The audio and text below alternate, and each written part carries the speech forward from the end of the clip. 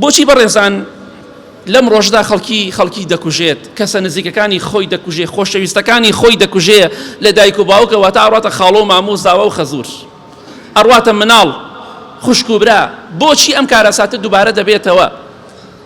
لەبەر تەماح و حەسادەت. تەماحکارێکە چاوچنۆکێک بەنا بەخوا دەچێ جاری وایە خۆتانە چەند ڕۆژانە نایبیستن، ڕۆژانە دەیبیستن کە لەسەشتی زۆر بچووک و بەسیط خەڵکی دەکوژرێ. ئێتۆزە سەبر بگرە، خۆتی خۆڕاگرە. تەماح زۆر خراپە. حەسادەت کاتێکە خوای گەورە لە قورئانی پیرۆزە باسی بەسەرهاتی هابیل و قابیلمان بۆ دەکات. قابیل بۆچی هابیلی کوشت؟ لەبەر دوو شت. یەکەم خوای گەورە سەدەقەکەی هابیلی قبول کرد، ڕەحمەتی خوا لێبێ، ئەوەی قابیلی قبول نەکرد، حەسادەتی پێبرد.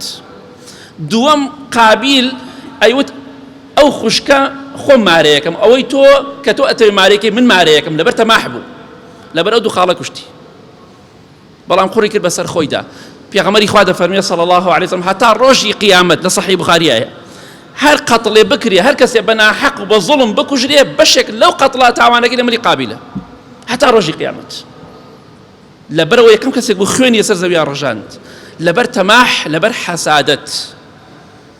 کەواتە ئاگاداری خۆت بە، تەماح وات لێ نەکە، حەسادەت وات لێ نەکە خەڵکی بکوژی.